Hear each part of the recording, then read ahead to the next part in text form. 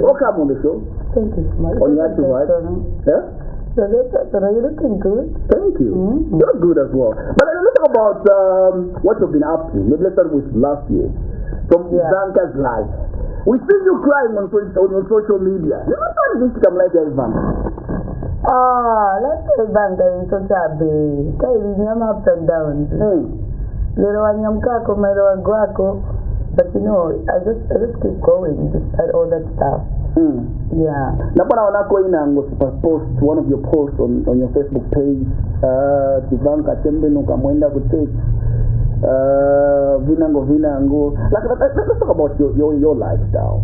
Is this something that you've always wanted to put out across on social media? To do I was born again or to do the things that I do? Anything, both sides. I'm the type of a person that does whatever I want regardless of how anyone feels about it. And like me going to social media, publicizing my personal and private information doesn't mean I'm sorry, I've got a call from SA. I hope it's not easy, but anyway. I hope it's not COVID. Yeah, so like I know a lot of people would want me to feel bad about being vulnerable sometimes on my page. Because they feel like, Facebook is popeleka marido, Facebook is popeleka vaso. But you know, like for me, that's where my power comes from. And that's where my support comes from.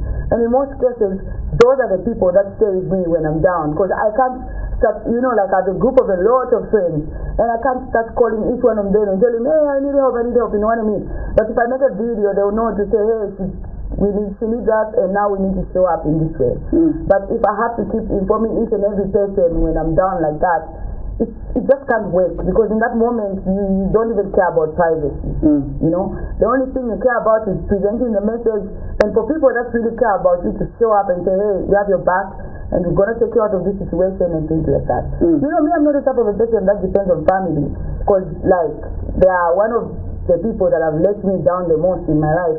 So I feel like Facebook is my family, and I feel like I've made that bond with my fans, and I feel like they understand me. Do you think that people understand you to some certain point? We see you getting upset with people that comment on your social media if they don't agree with you. Obviously, people won't agree with me. You get upset. You reach to a point where you block people. Yes, I'm from banning some of them today. But I just ban them to like exile them, to put them in a situation where... You unblock them after? Yes, I do. After some time, they beg me actually on another account. Like, hey, please unblock me. I didn't mean that. I just wanted to get your attention. I knew that if I write something nice, I'll just be like one of these random people. But if I write something negative, you obviously reply, which is true. But I just put them in exile, like my own mini prison, by banning them for a bit. And then once they come back with fresh energy. Okay. Yeah. Interesting. Let's talk about what happened in South Africa. You mentioned that you were in South Africa. You now never take a video Ivanka Danda or and if you can't be nice. Bokonda kwenda enda. Unda so is that. Oh, yes. Kaja enda Zion is brilliant to the end of 9 a.m. When that now? Okay, it's that type of a thing where I went there specifically for a heritage photo shoot for the South African independence, because it just passed. I don't know if you know about it. Yeah. So I was supposed to be there specifically for that interview. And those people are the ones that booked for flights back and forth. But after finishing the interview on Tuesday, 26th September, they dropped me at the airport and they felt like I had left. Then after they drove off, I booked an Uber and I decided to go back to the place where I wanted to go and test myself. Because in 2019 I used to go there. This is what I always say, like a lot of people would like me to not talk about my past, like I'm scared of the things I've done, but it's not something that I'm scared of. It's something that I would like young girls out there to use as a guide. So when I went back there, I just wanted to see if I'm fit to be a leader, and if I'm still a prostitute, like, am I going to fall for the trick there because of money? Am I going to be liking other people's things, and am I going to do this thing again because this is who I am? Or have I really, really, really changed and I can beat this type of fight, you know? So I went there purposely because I also wanted to learn how to pole dance, because I bought a pole dance. And I know in Zambia they don't like, they said they're not stripping clubs and whatnot. But that's really none of my business because I already had gotten a pole and I wanted to know how to dance on the pole so I can also incorporate it with my music and when I'm doing videos and things like that. So when I went back there, I went there to test myself and also to stay there for a week and learn how to fit dance and how to pole dance. Why are you trying to learn about that? Because it's important to me that I learn. Okay, why is it important? Because I want to be a full package for whoever Ivanka decides to marry me in the future. Okay. Because men like flat. Men like hoes. Okay. No, you're not supposed to say that on TV. Oh, no. It's apologies. You're not. You have to apologize to your camera. Yes, you're not supposed to say that. Oh my so God, you need to be very selective on certain ones that you get used. Can you retract your face? Yes, Okay, guys, I didn't realize nothing. Sorry about that.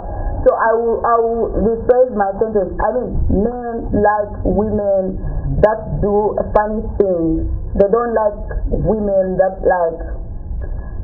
They don't like women that are just like normal, you know, like because at the end of the day they still go back to the club to go and look for the wild girls, you know. So I don't want the person I end up with to be a person that goes out there looking. Obviously they're gonna cheat on me, but they have to find another reason to do that. Okay. Is it something that you'll be happy if your child wanted to be like? Because the world, if my child wanted to be like me. Yeah, I want you to be honest right now. Just try to imagine if maybe you had a daughter like Ivanka, and she wants to become like the mother who's Ivanka.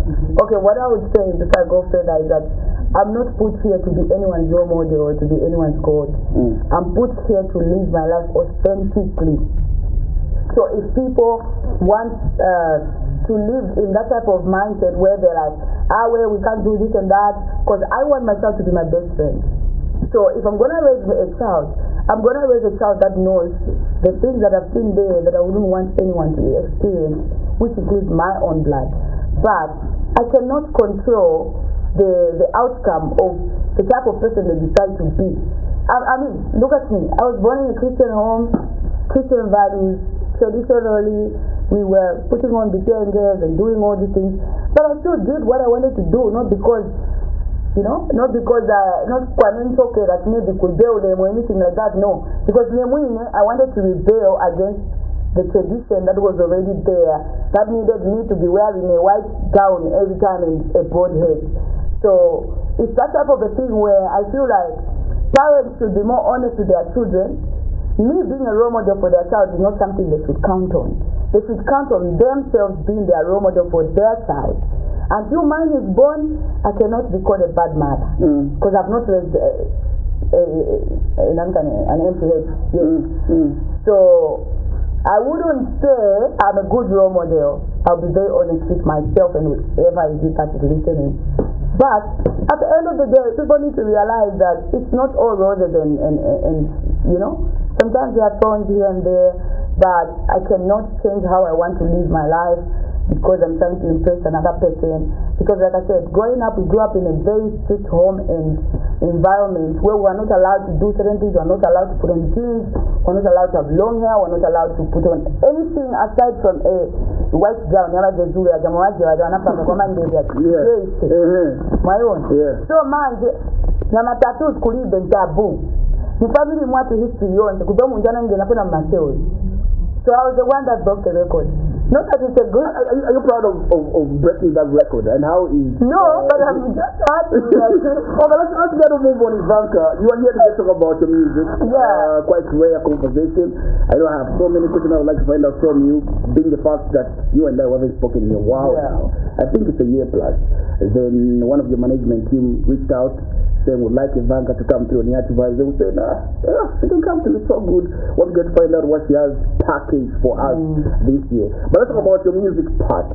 There's a point that we saw a video that was circulating on social media. People are laughing at it. There's a video that we saw. And some of us, we know that's like an odd video. You decided to drop it that few months ago. Then you want to say, can every time the minute you want it. What was that video about? Like that video was a flop. Which year was that? We shot that video in 2020. But it's that type of a thing where it would have been nice if we dropped it then. But unknowingly, one of the girls I took to be on that video was underage. Yeah. So after shooting the video, then we discovered that one of the girls was underage and the parents were on my back like, hey, mwana kakasaza siza skulu. Mwambo mpeleka kumasiya bonga vina vasani uko. Hey, sanshani.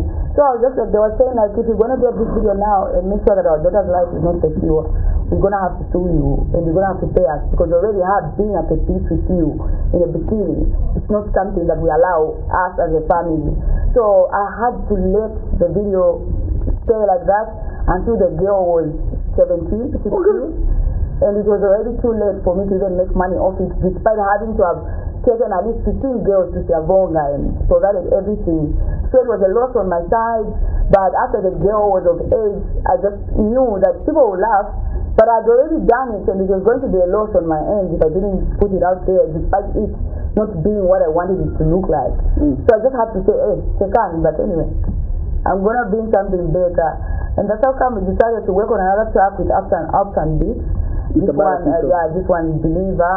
And I just spoke my mind on the song, and at that moment I kind of felt like a doormat because a lot of people were using me and just leaving me in the dust.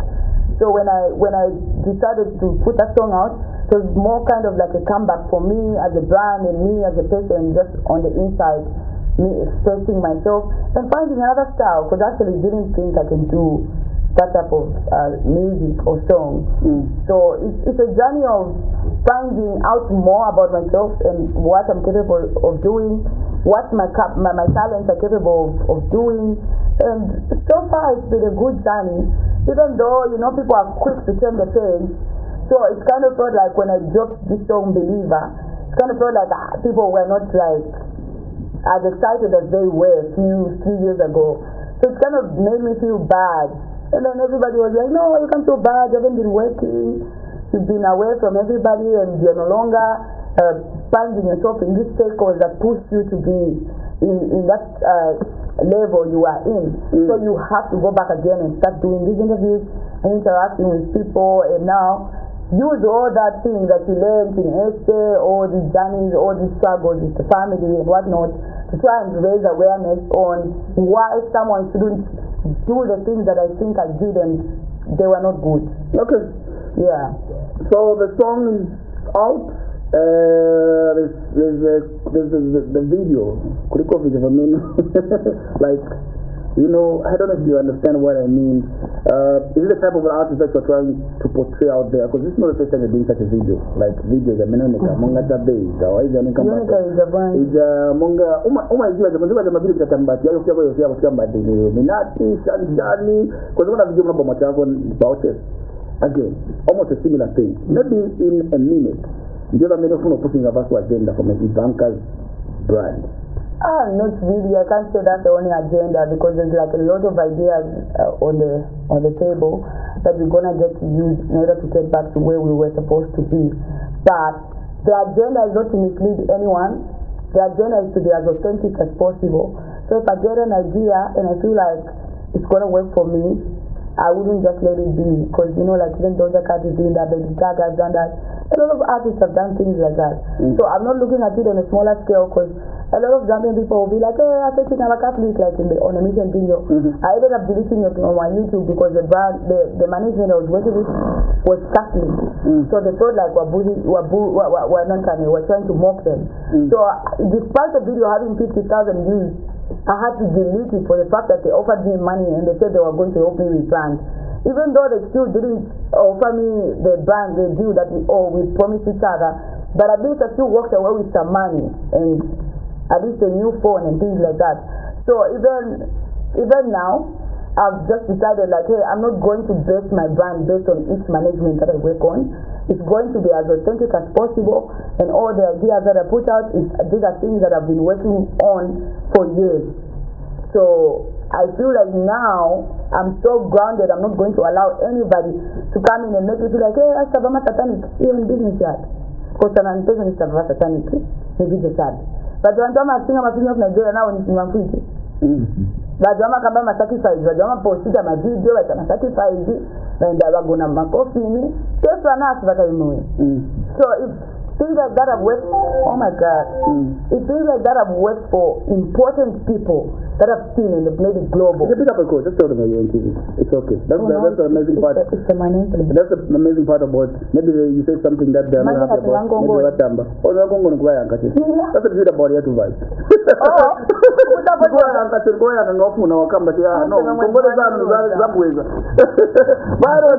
Due to time, thank you very much for coming to.